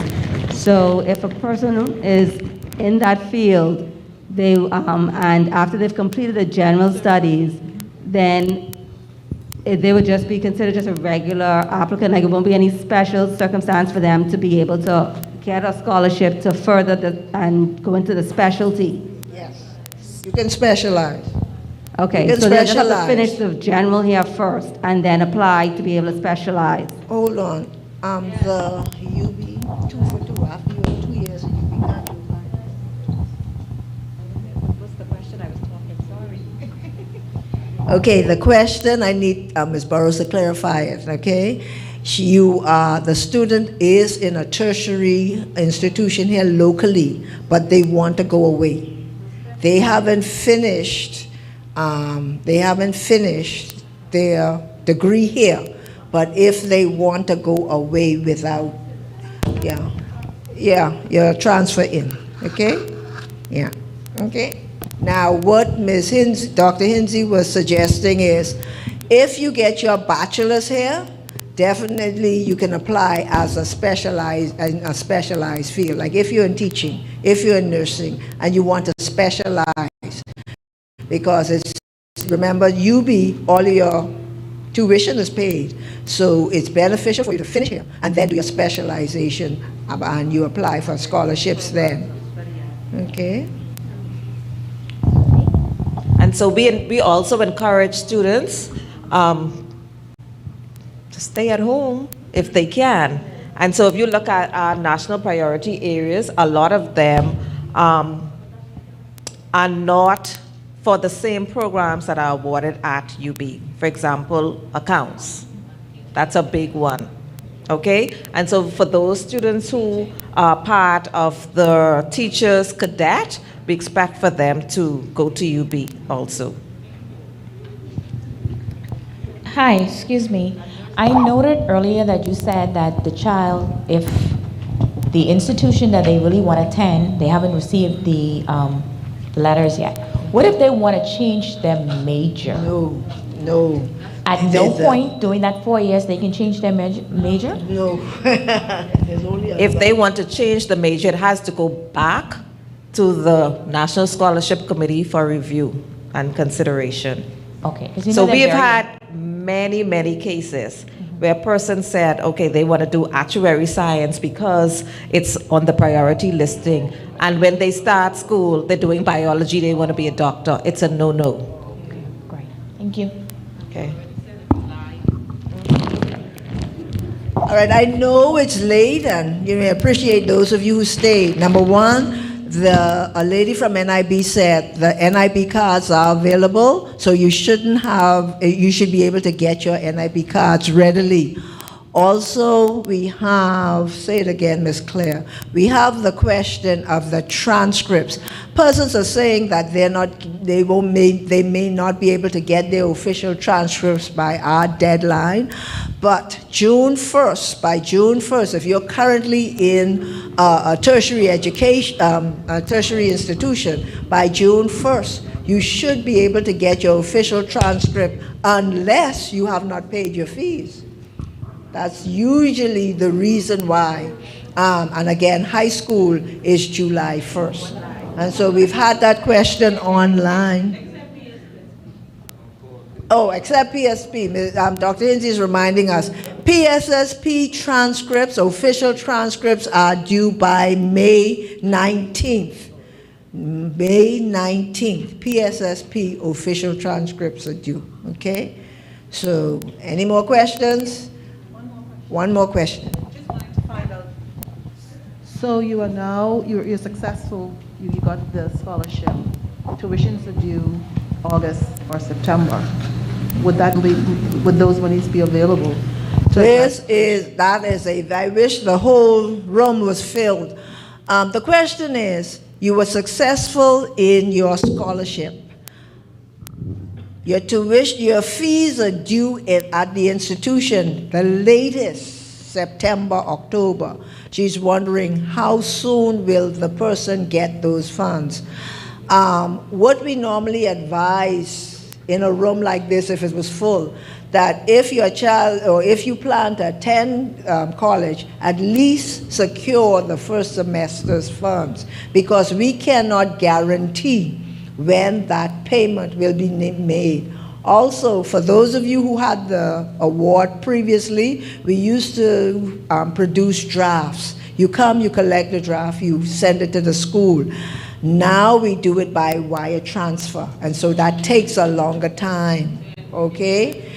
No, 6 to 8 weeks minimum, and that's after we've received all of the instructions from yourself and the school. 6 to 8 weeks minimum. And so to avoid the frustrations on your child and yourself, we recommend that you plan to fund that first semester, and then you just catch up, okay? All right? Okay, 6 to 8 weeks, and it's by wire transfer. And I don't think they plan to ever go back to the draft system, okay? That's an excellent question. All right, P.S., you closing up? Well, thank you. What a lot of valuable information that was shared tonight. Please give the team a hand. Really appreciate all the hard work.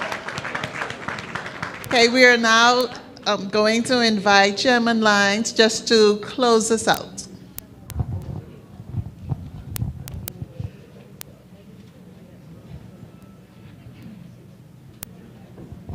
Good night, everyone.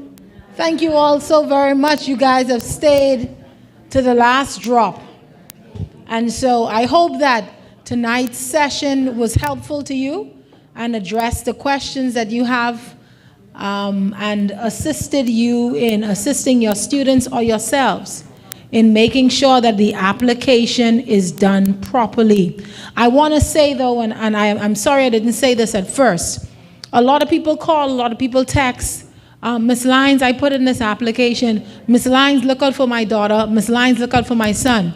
The applications are designed for me and the members of the committee to not know who we're looking at. It is processed by numbers that are generated by the system. So it's very generic. So all I see is what you present, and it is meant to be that way because this is not a bias, this is not a selection based on who you know and how you feel about it. It's not political, it's none of that. It is a very sincere and very serious attempt to find the best and brightest amongst us and to support their journey to higher education and to encourage them to come back home and sow that into our nation. And so it doesn't really matter who you are.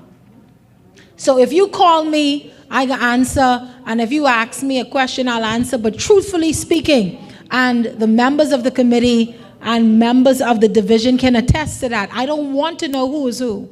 I want to have a blank canvas before me and just look at the strength of your application. That's all it is. The strength of your application. Because this is not a loan. This is not some kind of grant where there is strings attached or there are strings attached. This is fully gratuitous. And the only thing your government is asking you to do is to come back home and pursue your passion and what you've studied and make sure that we are building our country. Bahamians are doing well in every part of this world, but we are a nation in crisis. We need our people home. We need you home. And we need to make sure that we are building a nation, building a society and a country that is going to pay you what you're worth. Let's stand tonight. Thank you so very much for coming. Thank you to all of our committee members. Give them a round of applause. Thank you to our presenters. Thank you to the technical team. Thank you, Ms. Hannah and team. Thank you to Mount Tabor and Pastor Aquino Monka and all of the audio visual support, and Mr. Bain, who has been ensuring that everything is up to standard and scratch. Listen, this facility is available for rent. And so if you pay them, I won't have to. God bless you. Close your eyes. Let's pray. So please reach out to Mount Tabor. They have everything that you need, and this is available for rent. But not no junglist bashment party, okay? It's still the church. All right? Let's pray. Father, in Jesus' name, we thank you tonight for what was said and shared and done. We thank you for the hard work of the officers. We thank you for the hard work of the Ministry of Education, led by our Minister of State, our PS and Deputy PS, and everyone who had a hand and role to play in ensuring the success of this information session. We pray that you bless them in a special way. Bless all of the attendees. Bless this church, this ministry, and its support staff for their welcoming of us and their accommodating our each and every request. We thank you now, even as we leave this place, but not your presence. Bless us, keep us, go with us in safety. In Jesus' name we pray. Amen. Amen. Don't ask me no questions now. I'll tell you no lies.